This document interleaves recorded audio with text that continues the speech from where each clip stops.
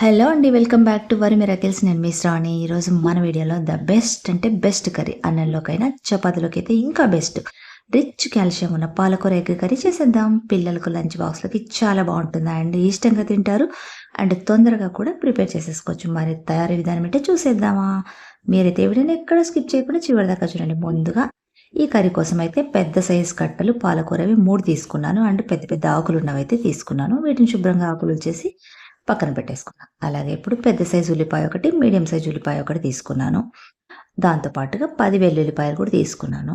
ఇప్పుడు వీటిని మనము వెల్లుల్లిపాయల్ని చిన్న చిన్న ముక్కలుగా అయితే కట్ చేసేసుకుందాము. అండ్ అదే స్పీడ్లోనే వెల్లుల్లిపాయల తర్వాత ఉల్లిపాయ ముక్కల్ని కూడా కట్ చేసేసుకోవాలన్నమాట. మరీ చిన్న చిన్న ముక్కలుగా కాకుండా, అట్లని పెద్ద పెద్ద ముక్కలుగా కాకుండా, పొడుగా కాకుండా కొంచెం ముక్కలుగానే మనమైతే కట్ చేసేసుకుందాం ఉల్లిపాయని. అండ్ ఉల్లిపాయలు కట్ చేసేటప్పుడు జాగ్రత్త అండోయ్.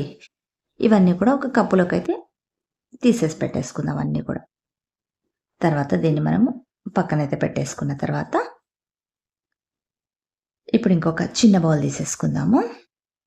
అందులోకైతే 3 కోడిగుడ్లు తీసుకున్నాను నేను. మీరు కావాలంటే ఎన్నైనా తీసుకోవచ్చు, మీ ఇష్టం ఇది. నేనైతే 3 కోడిగుడ్లు తీసుకున్నా. వాటిని 3ని పగలగొట్టేసి ఇందులోకైతే వేసేసుకున్నాను అనమాట. దీంట్లోకి వేసిన తర్వాత దీంట్లోకి ఉప్పు కారం ఏమీ వేయాల్సిన పని అయితే లేదు. ఈ 3 కోడిగుడ్లు వేసిన తర్వాత బాగా బీట్ చేసుకోవాలి. సాఫ్ట్గా అయ్యేదాకా కూడా బాగా బీట్ చేసేసుకోవాలి. ఎగ్ వైట్ ఎల్లో అంతా కూడా బాగా పూర్తిగా మిశ్రమం అంతా కలిసిపోయేలాగా బీట్ చేసేసుకొని దీన్ని కూడా మనం పక్కన పెట్టేసుకుందాం. తర్వాత మనం తీసి పెట్టుకున్న పాలకూరను చిన్న చిన్నగా కట్ చేసేసుకొని అండ్ వాష్ చేసుకొని మరి నీళ్ళు వంపేసి నీట్గా ఇలా డ్రైగా పెట్టేసుకుందాం. తర్వాత స్టవ్ వెలిగించుకొని స్టవ్ పైన అయితే డీప్ కడాయి పెట్టేసుకుందాం. అందులోకి అయితే 3-4 స్పూన్ల దాకా ఆయిల్ అయితే వేసుకుందాం. నేనైతే పల్లి ఆయిల్ వేసుకున్నాను. మీరు సన్ఫ్లవర్ ఆయిల్ కూడా వేసేసుకోవచ్చు. ఆయిల్ కొంచెం వేడెక్కిన తర్వాత పోపు దినుసులు వేసుకుందాం. అవి కాస్త చిటపట్లాడిన తర్వాత మనం కట్ చేసి పెట్టుకున్నాం కదా చిన్న చిన్న ముక్కలుగా ఆ వెల్లుల్లిపాయనైతే ఇందులోకైతే వేసేసుకుందాం. ఇవి కాస్త రెడ్గా అయితేనే మనకు ఈ కర్రీలో ఫ్లేవర్ అనేది బాగుంటుంది అనమాట. ఇవి రెడ్గా అయిన తర్వాత మనం కట్ చేసి పెట్టుకున్న ఉల్లిపాయ ముక్కలు కూడా ఇందులోకైతే వేసేసుకుందాం. ఈ ఉల్లిపాయ ముక్కలు కూడా మనం బాగా వేపుకోవాలి అండ్ పచ్చివాసన పోయేదాకా కూడా బాగా వేపుకోవాలి. దాదాపు ఒక 2-3 నిమిషాల పాటు మీడియం ఫ్లేమ్ మీద వేపుకున్నట్టయితే కొంచెం పచ్చివాసన అనేది పోతాయన్నమాట.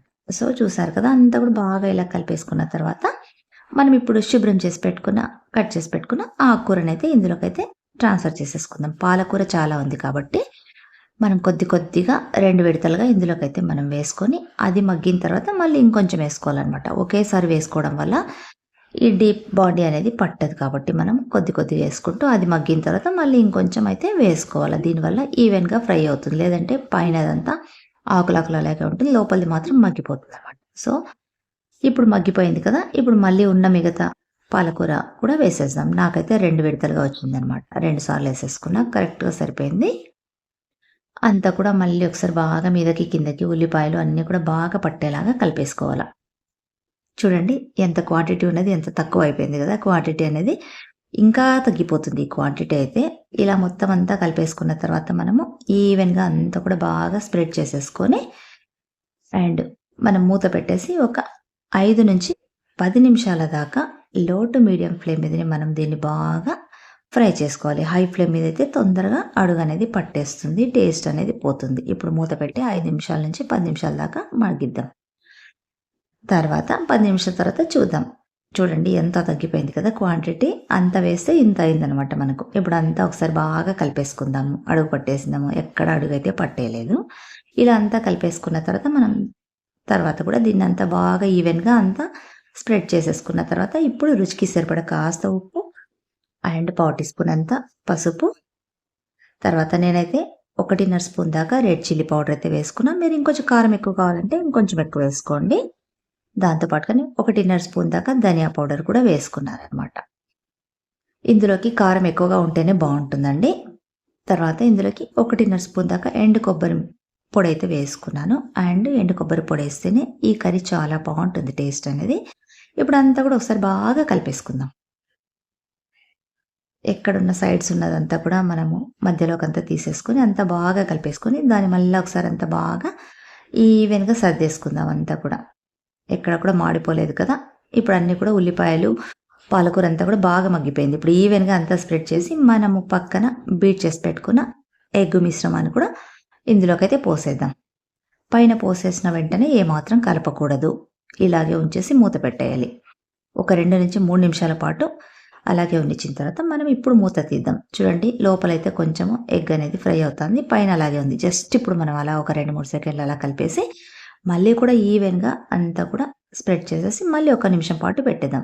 ఇప్పుడు మూత తీసి చూద్దాం. చూడండి ఎగ్ కూడా బాగా ఫ్రై అయిపోయింది. అండ్ గడ్డలు ఉంది కాబట్టి అక్కడక్కడ మనం ఇప్పుడు మీడియం ఫ్లేమ్ పెట్టేసుకొని అంతా కూడా ఈ గడ్డలంతా బాగా చిదిమేసుకోవాలి.